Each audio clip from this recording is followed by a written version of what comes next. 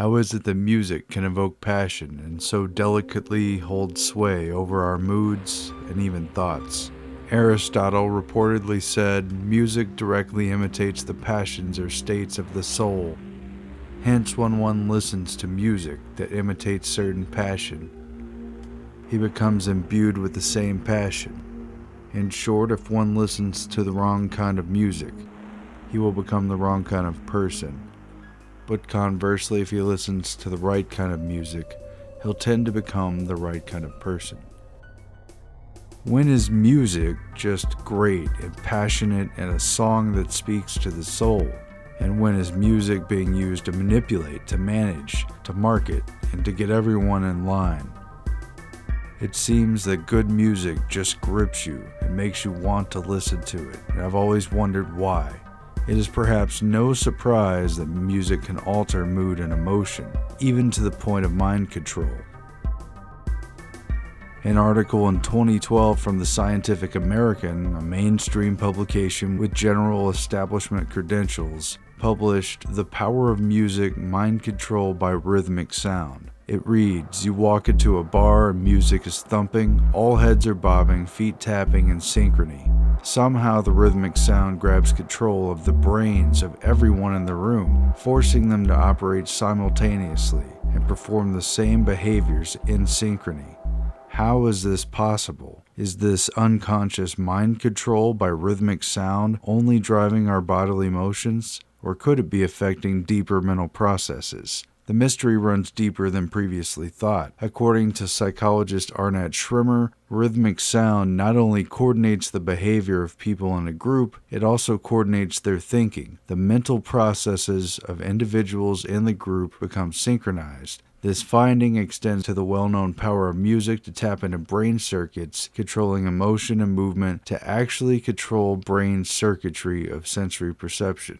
And this discovery explains how drums unite tribes in ceremony, why armies march to bugle and drum in battle, why worship and ceremonies are infused with song, why speech is rhythmic, punctuated by rhythms of emphasis on particular syllables and words, and perhaps why we dance. And they described a study where they had subjects look at a monitor and they flashed images and they were supposed to call out the ones that were upside down. And while they were doing this, they had a simple 4-beat rhythm playing in the background. It was syncopated and skipped the 4th beat of every measure. And what they found was that the subjects much more quickly identified this inverted image when it was shown in the missing drum beat of the 4-beat rhythm.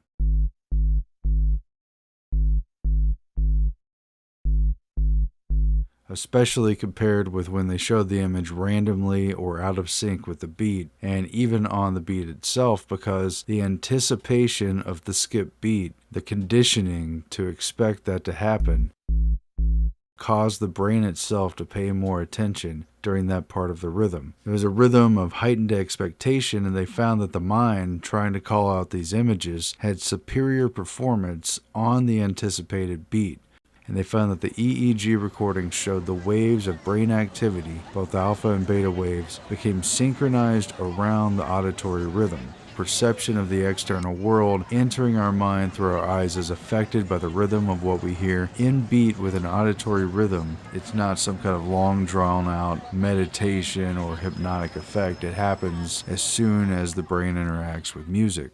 And it reminded me of a Kurt Vonnegut sci-fi novel published back in 1959, The Sirens of Titan, where he painted an eerie vision of one possible future in which men were so hopelessly debased as to be commanded on Mars of all places by radio-controlled rhythms and behavior modification through punitive shocks. And the passage talks about how the men had marched to the parade ground to the sound of a snare drum. The snare drum had this to say to them: "Rented a tent, a tent, a tent, rented a tent, a tent, a tent, rented a tent, rented a tent, rented a tent." The army had come to attention in utter silence. No audible or visible signal had been given. They had come to attention as a man, as though through a stupendous coincidence. An observer would have been at loss as to who was really in charge, since even the generals moved like marionettes, keeping time to the idiotic words, rent-a-tent, tent, rent-a-tent. And so you could see the rhythm itself is driving and reinforcing the behavior. And Sirens of Titan goes on to talk about the character in this chapter. It says, Ankh, a soldier, had just come out of the base hospital where he had been treated for mental illness, and Ankh's mind was almost a blank.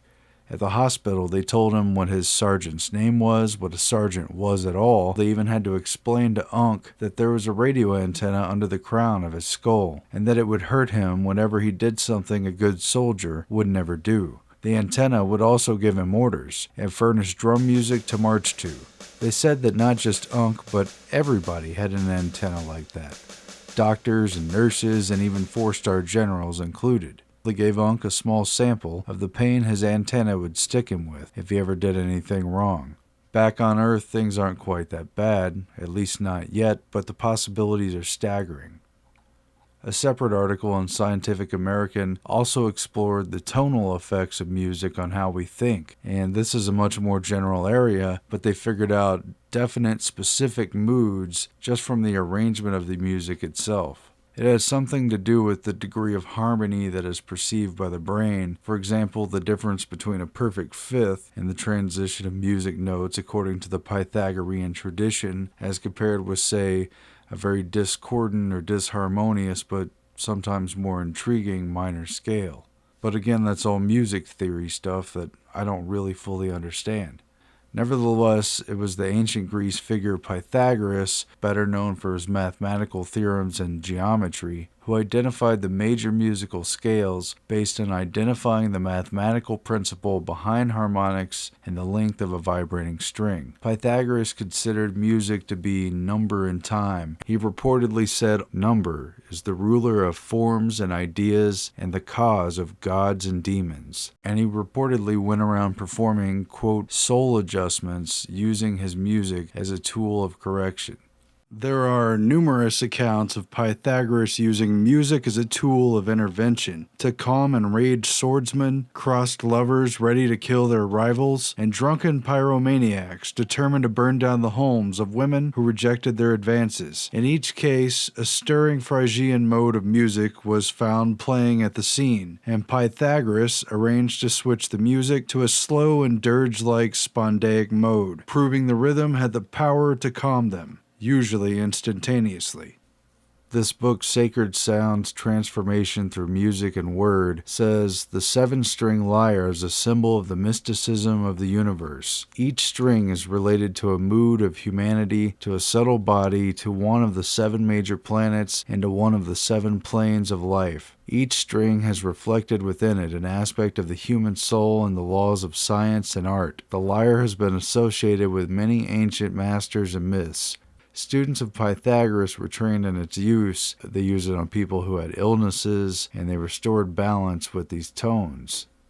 In the Bible, in the Old Testament, in 1 Samuel 16, a story is told about how King David got recruited to play for King Saul, who apparently had a demon spirit in him, and he used the lyre to rid the demon. He was advised to seek out a man who's a wise player on a harp, and it shall come to pass, and then he shall play with his hand, and thou shalt be well. It says David took a harp and played with his hand, and Saul was refreshed and well, and the evil spirit departed from him. So these were sacred notes on a lyre, on a harp, and the way they were tuned and the way they were played had supernatural effects, the power to heal, to cast away demons, to please the Lord. As the Leonard Cohen song says, I've heard there was a secret chord that David played and it pleased the Lord, but you don't really care for music, do you? It goes like this: the 4th, the 5th, the minor fall, the major lift.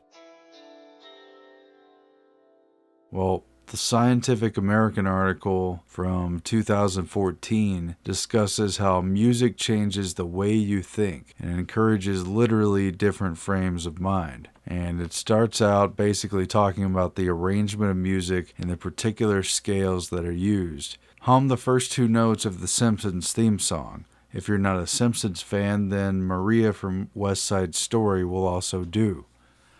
The music interval you're hearing, the pitch gap between the notes, is known as a tritone, and it's commonly recognized in music theory is one of the most dissonant intervals, so much so that composers and theorists in the 18th century dubbed it Diabolus in Musica, devil in music. Now hum the first few notes of Twinkle Twinkle Little Star, or if you prefer something with a little more street cred, the I'm Sorry part in Outkast Miss Jackson. This is the perfect fifth. It's one of the most consonant intervals, used in myriad compositions as a vehicle of resolution and harmony. Is it possible that hearing such isolated musical components could change the way you think? And they go on to describe a study that suggests that indeed it could very much change the way you think. The specific thing they found in the study was what they say is a relatively new theory known as construal level theory, and is the premise of the link between how far things are from people and how abstractly they construe them. The example being a Hawaiian vacation that's in the future and the distance a year away is general. There's basic features. There'll be beach, there'll be a sun, but when it's right upon you, just days away, you've got to pack. There's a detailed list. There's specific things. There's the weather forecast and whatever. A different type of attention in the mind. And the forest, in other words, becomes the trees, they say. But they found that the chord patterns themselves are highly specific to this kind of process because the music's ability to conjure up highly specific mental states is apparent. Tiny, almost immeasurable features in a piece of music have the power to elicit deeply personal and specific patterns of thought and emotion in human listeners. Unfamiliar tonalities, the proverbial auditory forest, cause people to construe things abstractly. But by contrast, the rapid, consonant, familiar chords of the perfect fifth, the auditory trees, bring out the concrete mindset. Joachim Hansen and Johann Melsner in the Journal of Experimental Social Psychology played them a short, stripped-down piece of music consisting of a series of alternating chords. Some people heard chords including the tritone, others heard the perfect fifth.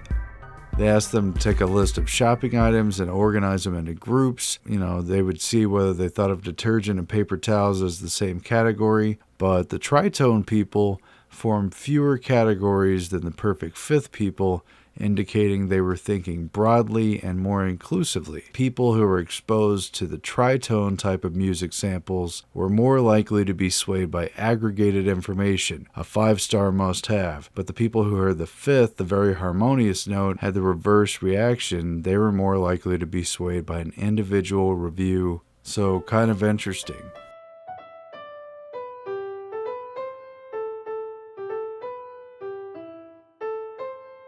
And this book, The Sacred Sounds, Transformation Through Music and Word, it has a list of responses to musical harmonies that have been figured out over the years. And a lot of these meanings are also symbolic. They've even been used ritualistically, magically, and they talk about how the perfect octave, I think basically the middle C, it has a feeling of rest. There's a union between the male and the female sides. The fifth, which is a G and a C, stimulates feelings of movement and power of new life coming forth, a specific sense of rebirth. Whereas the third, which has an E and a C, awakens compatibility and resonance, and it has a, quote, magical quality to storytelling and embellishment, whatever that means. The fourth has an F and a C, and it announces something new. It specifically hints at an entrance. It awakens feelings of being controlled. It touches at the heart and rings it, but it can make some people feel uneasy. The seventh, which has a B and a C, awakens feelings of distance and the need to resolve things. It creates anticipation and drama and the need for direction. And there's also the minor third with an E flat to a C.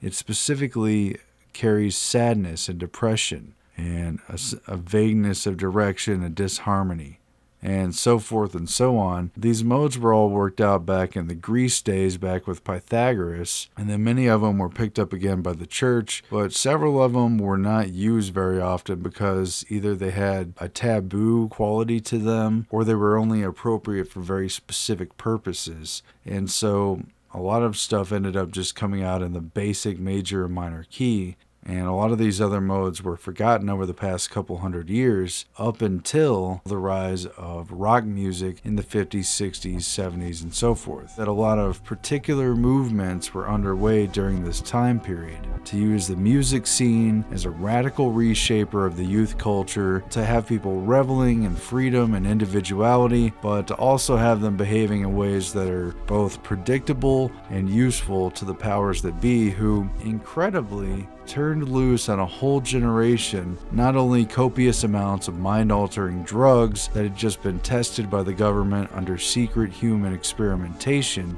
but also modes of music which had been established thousands of years ago but were rarely used, whose particular arrangements were known to stir up things like ecstasy, lust, and beastly behavior.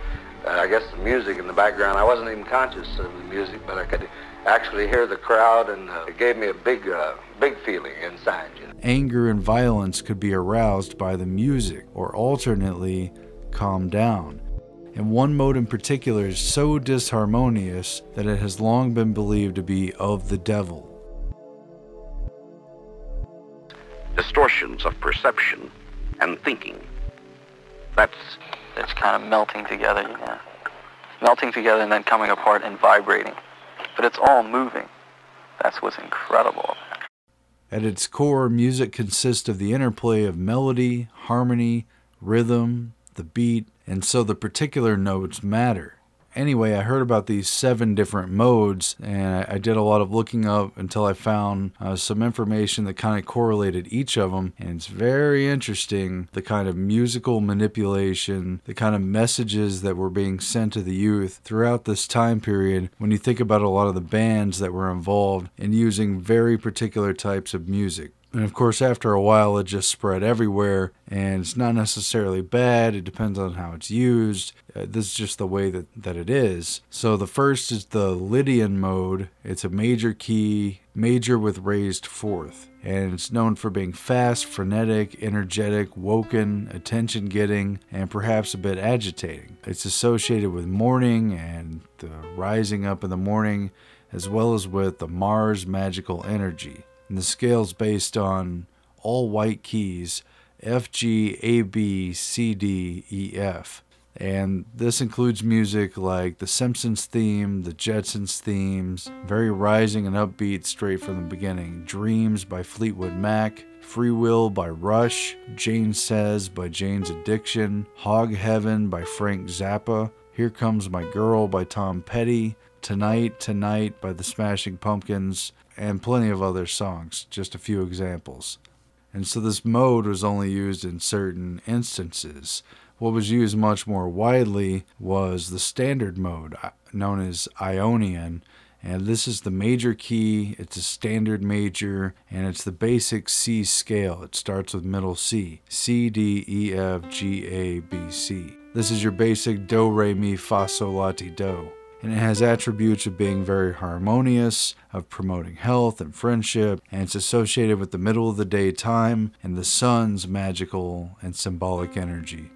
And some of the staples of this kind of music are Ode to Joy by Beethoven, Let It Be by the Beatles, Jesus Joy of Man's Desiring, some pieces by Bach, pop songs like Brown Eyed Girl by Van Morrison, Beast of Burden by the Rolling Stones, Like a Rolling Stone by Bob Dylan, Call Me Al, Paul Simon, Free Fallin' Tom Petty, and others.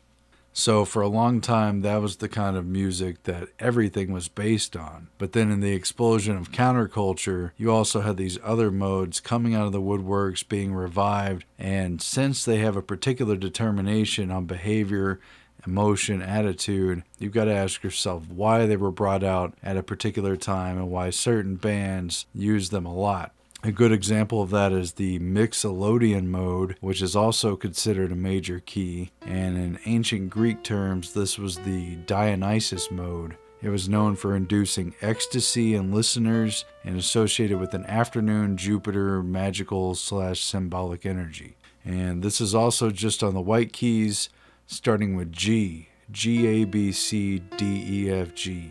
And this is found in songs like LA Woman by The Doors, Norwegian Wood by The Beatles, Ramblin' Man by Allman Brothers, and it's known as Jerry Garcia's signature mode. And in particular, it's found in Grateful Dead songs like Dark Star and Fire on the Mountain. It's also in more recent music, The Pixies, Here Comes Your Man, Jimi Hendrix, Third Stone from the Sun, Blind Melon, No Rain, Neil Young, Cinnamon Girl, The Toadies' Possum Kingdom, and Beatles songs Dear Prudence, Get Back, and Paperback Writer. So it's used a lot, and it's not always just one scale per song. I mean, usually there's a change up like in LA Woman where they shift out of Mixolydian mode for the kind of end of the song part with Mr. Mojo Rising, and then it goes back into that mode. So there's a shift, but when they do it, there's a particular emotion that is brought out by that.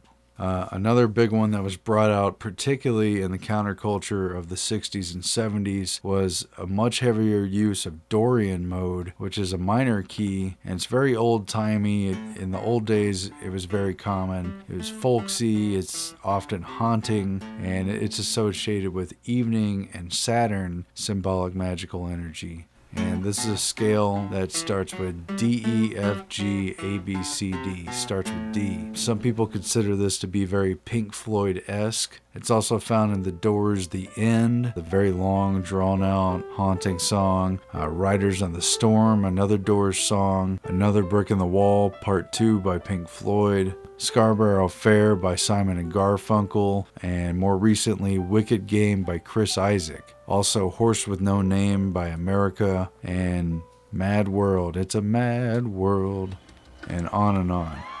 There's also Aeolian mode. It's a minor scale, very much associated with soulful, passionate appeals to the gods, to meditation, calming, soothing, healing, and every way associated with midnight and moon magic and symbolic energy. The scale starts with A, B, C, D, E, F, G, A. And this is identified in songs like Stairway to Heaven by Led Zeppelin, Achilles' Last Stand, also by Led Zeppelin, Black Magic Woman by Santana, All Along the Watchtower by Jimi Hendrix or Bob Dylan, take your pick, REM's Losing My Religion, Fleetwood Mac's Rhiannon, Metallica's Nothing Else Matters, Black Sabbath's Paranoid, Sweet Dreams, the Eurythmics, or the Marilyn Manson version, Sarah McLachlan, Building a Mystery. So the stuff is still in use. One of the more suppressed modes, again until the recent explosion of music, is Phrygian mode. This one's associated with the pre-dawn and Venus energy, and it's considered sensual and sultry. It's associated with Latin, gypsy, and flamenco sounds, and it's very sad and lamenting. It evokes lost love, and it also raises passions and sexual energy. So that's a very powerful type. It starts with E, E, F, G, A, B, C, D, E. This is found in Hallmark songs like Jefferson Airplane's White Rabbit, the Pyramid Song by Radiohead, Surfer Girl by the Beach Boys, the Doctor Who theme song, the song Hoodoo by Muse, especially the intro, Pink Floyd Set the Controls for the Heart of the Sun, Philip Glass's composition Satyagraha. Finally, there's the Locrian mode, which was pretty much banned and suppressed throughout because it's known for being very dissonant, very discordant. And the dissonant tritone, known as a diminished fifth, very much is a controversial kind of music. It's considered that it doesn't stand on its own at all. It's very rarely used in an entire piece, but when it is used, it brings about an accent of disharmony. And it's associated very much in a morning star kind of way with twilight, the time between night and day, and with Mercury, magical, symbolic energy. The scale starts with a B, B, C, D, E, F, G, A, B. And in medieval times, this was the one that was thought to be of the devil, associated with witchcraft, said to be used to create portals. It's really very rarely used, but there's been a few examples. Metallica and I think Black Sabbath have brought it out just to have that kind of devilish tone to it, probably. Wherever I May Roam by Metallica, and also Enter Sandman used this very rare mode. The band Stroke put out a song called Juicy Juice. This instructor on YouTube discusses why you can never feel at home with Locrian mode. This is Locrian. There's a reason why we don't use Locrian. If you really tried to stick with Locrian, you would never feel home. It sounds very off-putting and to some even evil. At any rate, they're aware of what was figured out in the past during the time of Pythagoras and others from the pages of history, and they know that songs have been used not just for a general sense of emotion, but for very specific usages. This stuff is proving, even in modern times, to be very powerful, to have specific neural effects, and to literally aid in actual mind control. So don't take it for granted.